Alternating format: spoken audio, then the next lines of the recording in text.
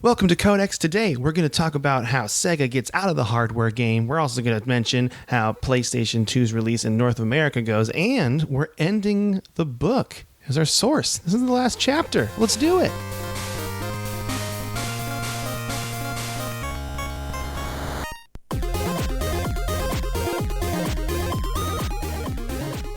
Welcome to Codex, a history of video games. Today, we're talking about the final chapter, Chapter 30, in the Ultimate History of Video Games by Stephen L. Kent. This chapter is called Three Horses and a Pony.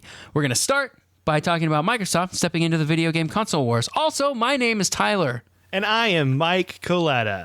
I thought about that, but we can just roll with it. You ready? Let's do it. Yeah. All right. So, less than 1 week after the launch of the PlayStation 2, which was on March 10th, 2000, that's when this date happened, Bill Gates announced at the Game Developers Conference in San Jose that Microsoft would design a brand new game console that would, quote, all of you are going to take in directions that we can't even imagine. End so quote. Microsoft is getting in the game now? Don't they make software, Mike? Yeah, what is this? I don't even know what's happening. This is just such crazy news. There's no way it'll be successful. No, there's no way it can work. Anyway, this announcement was made after years of rumor and speculation about Microsoft designing a new console. So it kind of went around. Like, people kind of knew this was going to go down. And Microsoft got the idea when they saw that success of the PS2 as not just a gaming console, but something more. And Microsoft saw Sony was creating this new market of entertainment hub, I guess is what I would call it. And they wanted to break into that. And so at a Microsoft retreat where executives ponder areas of like people's lives where Microsoft technology could be, like, hey, we're in everyone's office, but how do we get in people's living room? And then this came up and they're like, we need to make our own game console / entertainment hub. So that's how that started. Now, Microsoft had so many employees that some of them were bound to be from the gaming industry already. And a lot of those people were actually tinkering with their own like homemade game consoles in their spare time.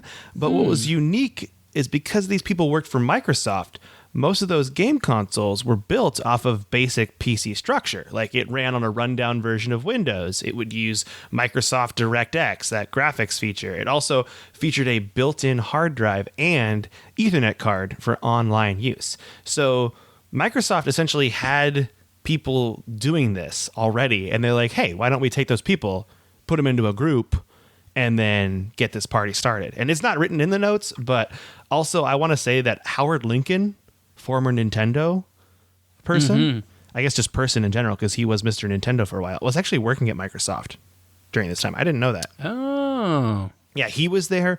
A lot of people from Atari were there. Like, Microsoft had a lot of video game people in general that had moved to them over the years. So for the next 10 months after, because they've started the project, the Microsoft board approved of this project for a video game system in March of 1999. And then for the next... So this would have been after the PlayStation 2 was announced. They were like, oh, man, this thing is still rolling. We need to get a piece of this. Yeah, they're like, we got to get on board this train. So for the next 10 months, Microsoft neither confirmed nor denied the existence of a game console, which pretty much made everyone realize that it was confirmed. Because whenever someone like says, I don't know, we can't say we are or we aren't, it's a good chance they are. So yeah. You guys making an electric toothbrush? No, we're not making an electric toothbrush. You guys making a lawnmower? Nope, not making a lawnmower. You making a game console? I can neither confirm nor deny I'm making a game console. Okay, sure. That's how it should work, always. So one of the big hype points for the Xbox, too, as it was discovered through the media, like released and information came out about it, is the console used a graphics chip from the then new pioneering company NVIDIA. And this chip was way superior to the chip on the PlayStation 2. And that, paired with an 8 gigabyte hard drive, made nerds go cray-cray. Man, that graphics card was like sort of a custom version of the NVIDIA GeForce 3, which was like super high end at the time. Super cool. And so everyone was like, what is happening? Because essentially they're like, yeah, we are. I mean, this is before it kind of got there, but we're building a gaming PC that just sits in your living room. That's essentially what they're doing. And it's important to note here, I didn't put a lot of notes in there about it, but I'm kind of going to go off memory here. The nights that Bill Gates made the announcement for the Xbox, because he came out, by the way, I forgot to mention, in like a leather jacket with a giant green X on the back. So like everyone kind of knew it was now Xbox was the name of it when he announced it. The 27-member Xbox team got ham-boned. Oh, they drank so much. They were partying, and they celebrated. And at one point, it's just a fun little anecdote in the book, they actually got on an elevator meant for 7 people, all 27 of them. So, oh, no. And then the elevator, did it break? Yeah, it like fell 3 floors and then stopped itself. Oh, my gosh. If anything, I think they make a joke in the book where they're like, we just enhanced gravity a bit, you know? So that's what they did. But we'll get back to that in a second. But now we have to talk about the beginning. Essentially the beginning of the end for Sega. And Tyler's going to talk about that right now. So Sega was really like just not super happy with the success of the PlayStation 2. A lot of their own loyal Sega designers wished that they had designed for that console instead of the Dreamcast. Sega of America tried to save the Dreamcast by focusing on their loyal American Sega fanbase with the release of SegaNet. SegaNet, which I think we touched on a little bit in the last episode, was it was a competitively priced Sega internet service for $21.95 a month, which was like right on par with most dial-up services of the time. Until this point, Sega hadn't really used that 56K modem that was included on Sega Dreamcasts. There were some ISPs that were compatible with it, but it took a lot of setup, and there weren't very many games that used it. Just wasn't really worth it. But Sega had this deal going where if you signed up for a 2-year contract with SegaNet, they would give you a free Dreamcast and a sweet Dreamcast keyboard. Ooh, who doesn't want a free keyboard? Now, I want a free keyboard, especially if it's a Dreamcast keyboard. You're giving away keyboards, I'll take one. Yep. Well, for a 2-year contract. Back when 2-year contracts were a thing. Oh, that's how they get you. Yeah. So the real competition here between Sega, Sony, and Nintendo started at E3 2000. Sega started by holding a pre-E3 conference on May 10th. They even scheduled it at noon, which is usually when Nintendo holds their conference. Oh, you know what I just realized? I put I messed up. It's Sony held that conference. It's going to start talking about the PlayStation. That would make you sound like a space cadet. That's my fault. I'm sorry. Oh, no worries. Sony had the press conference. Sony started by holding that pre-E3 press conference on May 10th. They scheduled it at noon, which is usually when Nintendo holds their conference. So Nintendo backed down because they knew they couldn't compete with the announcement of the PlayStation 2. They were like, this is where Sony's going to announce the PlayStation 2. Let's just, not do our thing at that time then. I should also mention the American release of the PlayStation 2. Oh, yeah. So it wasn't like the PlayStation 2 wasn't like a secret that they had somehow had insider info they were going to announce. Been out, I think, for like 6 or 7 months in Japan, because it came out in November in Japan. Yeah. Yeah. November 99. Okay. So the journalists were fed pasta and salad, and they treated the whole conference like a rock concert, essentially. So the announcements really got them excited, really got them going. Sony announced that the hardware would be different from the buggy Japanese PlayStation 2. The Japanese PlayStation 2 had some weird stuff going on with the DVD video stuff. I think you had to actually have a memory card that you installed the DVD software to in order to play a DVD. It just made the whole thing really buggy and clunky. Yeah, that's weird. So they built the DVD playing software into the firmware of the American PlayStation 2. They also built a bay for a hard drive and an Ethernet card peripheral that Sony had in development. If you have a fat PS2 and you look at the network card adapter for it, if you have a network card adapter for it, you'll notice there's a spot on the back of it for a old-timey IDE hard drive.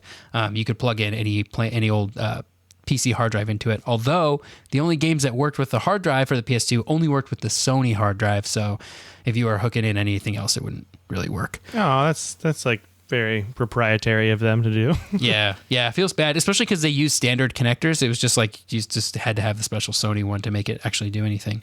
Doesn't Microsoft do that now with external hard drives for Xbox One, or can you do any one? I think you can do anything with an. But they sell Xbox Ones though. I think it's super Xbox ready, which is they're just standard USB hard drives. Yeah. So Sony broke from their traditional September launch date and released the PS2 in America on October 26th for $299, which was $100 more than what the Dreamcast was going for at the time. So Sega maybe had some reason to think that maybe they were still in this. Sony also went headfirst into the concern that the PlayStation 2 would not have enough software. In Japan, when they launched PlayStation 2, it just didn't have any games. PlayStation 2 got no games. So the American release of the PlayStation 2, though, would have 20 games. Whoa, that's so many games. Yeah, including Madden 2001, NASCAR, SSX, which is a super great snowboarding game that I love. I actually really love SSX 3. I think that's the best SSX game. Oh, yeah, that one's really good. I played that one. Yeah. Also, the much anticipated Gran Turismo 2000 would come out as well. Eventually, Gran Turismo 2000 would not be called that. It would kind of be overhauled, and they would call it Gran Turismo 3. Gran Turismo 3 A-Spec. Ooh, A-Spec. Yeah. Good use of A-Spec. Yeah. That game would be just an instant million copy seller. It would just sell like Yeah, gangbusters and hotcakes. That was their game, the Gran Turismo driving simulation. Did they do a 4 of that? Yeah, they did it. 4 was on PS2, 5 was on PS3, I think 6 was on PS3, and then there's like Sport on PlayStation 4. Oh, interesting. So they still do them. Meanwhile, Sega at E3 was fighting for their life. While their show was impressive, they had games like NFL 2K1, which was developed entirely with online play in mind and ended up being extremely smooth. The NFL 2K series is one series that I kind of miss. It sort of fell victim to the like exclusive licensing that the NFL gave to EA in 2006. Because Sega would keep releasing NFL 2K games even after the Dreamcast was long dead. They would put them on the PlayStation 2 and Xbox. And I still think NFL 2K5 is like the greatest. Oh, yeah. Also, didn't they do NBA 2K also, which was a really good... That's still a good series. Yeah, that one still goes. Yeah, people still play that. Yep. And that one, I think that one really ended up beating EA's offering NBA Live. I think last year EA put out an NBA Live, but it was like the first one they'd put out in a few years. Anyway, back to Dreamcast games. They also released Seaman, where players talked to an ugly fish using a microphone, and he would like talk back, and he was like wisecracking. He had a weird human face. It was a really strange game. Yeah, and they describe it as a virtual pet video game. Yeah, super weird. Yeah, but even with all that, there was a clear amount of desperation going on around Sega's entire show. Their COO, Peter Moore, even admitted that Sega needed to hit that $5 million console sold mark. Moore thought they could do it with that sweet SegaNet Dreamcast promo that we talked about a minute ago.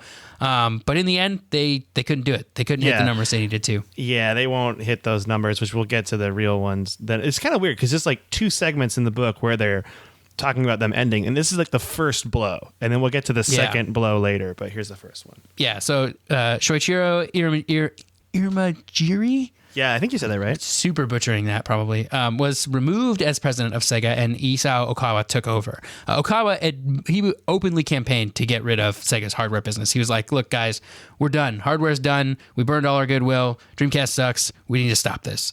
We need to just make games, and that's it. When he did this, he upset a lot of people, but he did donate $500 million of his own money to help pay Sega's debts. So he's a really good person. Yeah. Yeah. He really believed in Sega, and he believed in Sega regardless of whether or not they were in the hardware market. He thought they could totally make it in the software market. Yeah, and he'd be right, because Sega's still alive, and that's what they do. Yeah, Sega's alive, and I mean, at this time, too, we're going to talk about it actually right now, but Sega was also still in the arcade game in Japan. And in 1998 to 1999, it was like super big for video games, because that's when Japan finally hit their slump. Because they never really had a slump like the U.S. did in 1982, where their arcades kind of started dipping. But up until around 1998, 1999, they were doing great. And now is when they hit their slump. And I think it's Namco and Taito also started to close their own game centers all over Japan. But Sega actually kind of was a little bit more prepared for this, so they didn't get hit as hard. Like, they started, essentially what would happen is, and this is kind of how they described it in the book, I believe, and how I interpreted it, is if Sega found a game center that didn't hit their numbers, they just closed it. They just shut it down. Whereas I think Namco and Taito were a little more open to keeping things open to like see if they'll grow or move. And so because of that, Namco and Taito ended up closing a lot more game centers than Sega did when this slump happened. And Sega also, as we know, will weather the storm. Namco and Taito, their arcade businesses, I don't know if they really ever came back from that. Video game home sales also suffered in Japan, and this was mostly due to the fact that Japan was not a very big country. They sold 18.5 million PlayStations in a country where the population was 127 million. So that's more than 10% of the people in Japan have a PlayStation. Not 10% of the households, 10% of the people. Yeah, and those are great numbers. But it's like, I don't think you can really get higher than that. You know what I mean? Yeah. So in 1997, Japanese consumers spent 750 billion yen, which translates to about $6.8 billion at the time, on software and hardware in video games in Japan for that year. But in 1999, that number went down to 600 billion yen, or $5 billion, which again, like from our standpoint, I'm like, that's still pretty good. From a business standpoint, that's disastrous because you're no longer growing, you're losing money, and it's very scary. So there's that slump going on. But during that lull, there was one game that really stood out, and I didn't really look up a lot about the game because there wasn't a lot mentioned. I feel like we might do this whole series again. This seems like a long video game series that probably deserves its own history. But Dragon Quest VII, made by Enix before their merger with Square. And this game is an example of Enix being ready for their release. And at release, they sold 3 million copies of the game because they had their stuff all together and they were able to actually have enough copies for sale at release. And they ended up selling 4 million copies in its whole lifetime. So that's pretty good because that's a pretty hardcore JRPG. My brother's a huge Dragon Quest fan, and his 7 is one of his favorites. And that's a really hardcore game. It was really big too. It was definitely like probably the biggest game of that year in Japan. So, all right. And now remember that 5 million consoles number that Tyler so kindly told you about, that Peter Moore was like, we have to hit this with Dreamcast. Well, by the end of its first year, the Dreamcast had 1 million of those. So they got a fifth of those down. And then it began to slow way down. And the thing about it that's kind of depressing is owners of Dreamcasts were buying software to hardware at a ratio of 8-1. So people like their Dreamcast. They're buying games for it. They're not buying peripherals or controllers or more consoles, but they're buying games. And that's good because it means people are happy with Dreamcast. But the problem is Sega didn't need people to be happy. They needed them to buy more consoles. So Sega got a little help, they thought, from Sony, because it was rumored that Sony would only send 300,000 to 500,000 consoles for the initial launch in the US. They that's all they can send. And they need to sell like millions of consoles too. And that was the rumor going around. And by the way, this rumor was actually really reported on a lot by Stephen Kent, the guy who wrote this book. So it's kind of cool to see like some inside stuff going on. Like he actually found out about the story by essentially cold calling top electronic toy store executives and asking them if they knew about the shortage. And when they freaked out about it on the phone with him, they kind of confirmed it by talking to Sony, essentially, to the point where the Sony president had his name is Kazuo Hirai, had to hold a press conference explaining the cutbacks were because of part shortages in Japan. So there was a shortage. And while there are lots of conspiracy theories about why there was a shortage, there was that whole again, it came up, I think, the whole you can launch a missile with a PlayStation 2 because it's like a supercomputer and all that jazz. These other rumors included a Nintendo-esque style creation of demand, where we're purposefully making it so there's not a lot of supply and way more demand to hype the console some more. And then that ended up being bunk. And it was really because of this graphics chip that was used in only the US version of the PlayStation, where there was a malfunction in manufacturing that caused the shortage. Like they essentially made a bunch of bad chips and they had to fix them. So that's what caused the shortage. It's also important to note, fun little fact, during the shortage, that Saddam Hussein was trying to get PS2s in America at the time. He wanted to buy 100 of them. And in the book, it said that you can really only find them extremely marked up in classifieds or early internet websites. Like you could find one for $600 online, essentially. And so what ended up happening is Saddam ended up getting a couple hundred PS1s, which is the smaller, revamped version of the PlayStation. like that white one. Could I think he some of them launch had missiles with that? I feel I like don't know. I think he just bought it for his kids, honestly, just to play just games. a few hundred of them for his kids. Yeah, just for his kids, Maybe he's got a big family. I don't know. Or he wanted to give them out as gifts, to everybody. Yeah, 'Cause yeah. He's got friends. He's connected, I would say. And I mean, it was actually the PS1 was a pretty cool system because didn't it have the one that had the TV that you could attach to it? Yeah, that was like a separate accessory for it. But yeah, they sold a. I had that little hookup. It was pretty sweet. We used to play in the car, like playing Final Fantasy in the car with like the car adapter. Except for when you turn the car off, full PlayStation would turn off. It's awful. Oh man, so you had to make sure it's saved. Yeah, you had to be like when we stop somewhere, you got to be like, "Don't turn it off yet, Dad. Don't turn it off. I need save." Like, Mom, Dad, stop! Don't turn it off. Turn it off. Okay, so the whole thing that Sega got excited about with this shortage is they're like, oh man, Sony is going to be short on consoles. You know who's not going to be short on consoles? Sega and the Dreamcast. People are just going to buy our consoles instead of getting a PlayStation. But what ended up happening is Sega was very wrong and the whole market froze because it turned out people just wanted a PlayStation. They didn't want a Dreamcast. Video game system. They wanted a PlayStation. Exactly. And so a lot of people just held out the extra 2 weeks and got theirs in mid-December. Still before Christmas time, they got their PlayStation 2. So all in all, by the end of the whole sales adventure here, Sega was about 2 million consoles short in Dreamcast sales of that $5 million goal.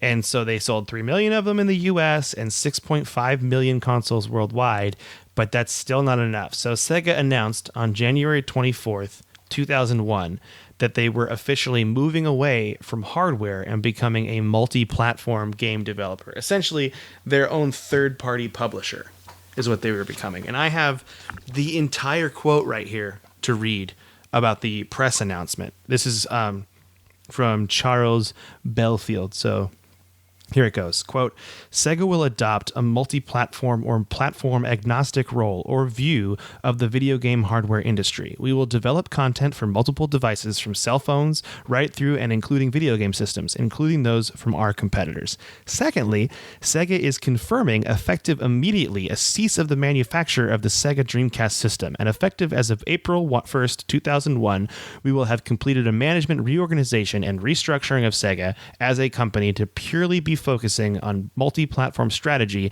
as a third-party publisher to multiple platforms. So that's essentially them saying, hey, we're out of the game. That's it. We are no longer making consoles, which is pretty depressing, I think. We're just going to make games for your systems. Yeah, I mean, I know the Sega Dreamcast, like, we've had listeners to talk about how much they love the Sega Dreamcast, and I'm like, it's a bummer. I mean, because it seems like the system was pretty cool, and it had some really interesting games on it. So... Yep.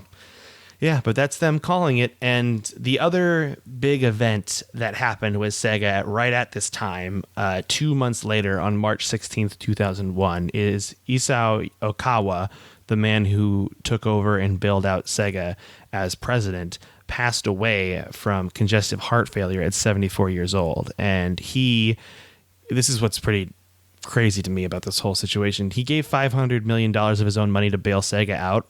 And then he gave $695 million in Sega and CSK, who was Sega's parent company's stock options, back to the company as a gift to help them transition from hardware to being a multi-platform software company. So that's, pretty He really loved Sega, didn't he? Yeah, he really was behind them 100%. And I know in the book they talked about Peter Moore went to his funeral and there were 6,000 people attended it, and it sounds like it was really moving. It was like kind of this is where the book ends, essentially, is the passing away of Isao Okawa, and it's kind of definitely the conclusion of the time period where the book was left out, was this like Sega ending hardware sales and Xbox on the brink, and the GameCube hasn't been announced yet. It's still Dolphin.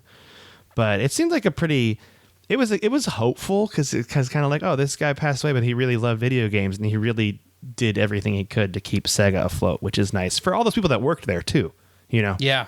So that was good. The book ends, and it's kind of funny because he talks about how he said it started writing the book in 94, and then he kind of took a break and went back in 97, and then he finished it in 2001. And he's like, yeah, I'm quitting this history book at the worst time because now Microsoft's entering the race. And I'm like, oh, dude, if you'd have only known, Yeah. I bet you now he's like, oh, I got to add a huge addendum because so much stuff's going to happen still that we got to cover without this book. 20 more years of history. Yeah. So essentially, I think we're going to do is we are going to either, I was thinking we would either A, do top 10 lists for the Dreamcast and the PlayStation 2. Mm-hmm. Or B, do Xbox and GameCube first and then do top 10 lists for all four. But I think it's kind of better to break up with the top 10 lists because I don't want to do four in a row. So I think next week and the week after, expect one for Dreamcast and PlayStation 2, the top 10 games in those consoles. And then we'll kind of jump back into talking about, we probably go console by console for the history for now. Yeah. And go to Xbox and GameCube next. So that's essentially the plan. And I'm sorry, this is definitely going to be a shorter episode this week, but it's the holidays and it's getting crazy and I'm going around a lot. So we really squeezed this one in here to get this done and out on Monday. So yeah, but that's the end of the book. We're all done with the Ultimate History of Video Games by Stephen L. Kent. Now, if you've been waiting, you could just read through the whole thing. You could buy it on Amazon and read through the whole thing on your Kindle, or you can get a paper copy of it. I did say he self-published $5 for Kindle, I think. Oh, wow. Yeah. I think. Definitely check that out. When we first started this. Yeah, he definitely self-published this book, too. So I definitely think it's... Go support Stephen L. Kent. He did a lot of work. So many interviews went into this book. It's really neat. Yeah. But now, Tyler, what you been playing? I've been playing Pokemon Let's Go Pikachu Edition. Still, I've been moving a little bit slower on it. I just beat the third gym, Lieutenant Surge. But that's the electric guy, right? Yeah, but I got my my Charmander, Squirtle, and Bulbasaur from their trainers. It's just a bunch of trainers who are just like, I can't take care of this Pokemon. If you've caught this many Pokemon, arbitrary number, you can have him. And Squirtle is definitely like, there's an Officer Jenny who's like, this Squirtle's been getting into trouble, but he didn't have the cool Squirtle Squad sunglasses. Oh, which is kind of a bummer. Maybe you get the sunglasses later on. I bet you can. You can dress up your guy and you can dress up your Pikachu. So maybe you can dress up your Squirtle in Squirtle Squad glasses. I would hope so. But you liking the game so far? Yeah, it's a fun retread of the original Red and Blue. Some stuff is a little bit different. They changed some things to make it a little bit easier. I did have a little bit of a challenge with Lieutenant Surge. I still haven't lost a Pokemon battle, but I thought I might lose that one.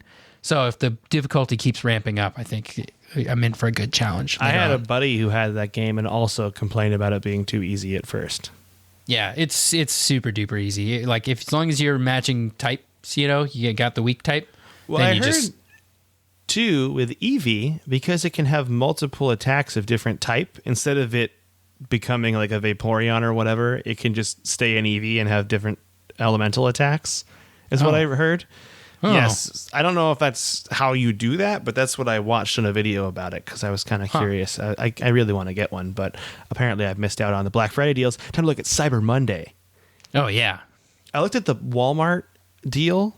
In big quotes, I'm using the word deal, for the Let's Go Pikachu version of the Switch with the game, and it was selling on the Walmart website for $597. Holy moly. Yeah, that is not That's a way Black more Friday than just sale. buying the thing. Yeah. So I was like, oh, no way. I mean, granted, I wasn't going to look for that one. I was just looking for any old Switch with that game bundled in, but couldn't find it. So maybe Monday is my day. I don't know. We'll see.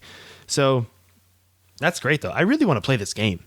Yeah, it's pretty good. I've been playing that, and I'm getting started on another playthrough of the Metal Gear Solid series. I was just playing the first one earlier today. Man, I love that series. It's so good. You get this long weekend, get some game time in. Uh-huh. Yeah, I caved, and I bought Battlefield 5 or V, nice. However you want to say it. Battlefield V for victory. Battlefield V for victory, and I will say they've changed some stuff that I really like, and then they've made some choices that are mildly infuriating. I will say there are some bugs in the game that maybe made me so mad at one point. I said, how can you call yourself a AAA studio when you can't get your pause menu to work? Because that is infuriating. Like essentially what happened is I was down because, learning and stuff. And I'm not going to say I'm the best at this game because I'm certainly not.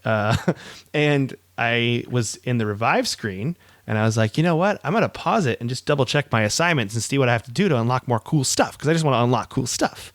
And then the game just got stuck spectating a squad mate and wouldn't let me leave that screen. There's no buttons. All my buttons wouldn't work. My Xbox menu would still open, but nothing worked anymore. And I was like, oh boy. Wow.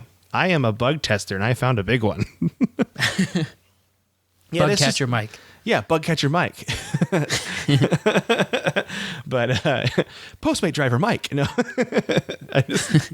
Oh man, I think they should change Pokemon games to have more millennial-esque jobs when you challenge different trainers.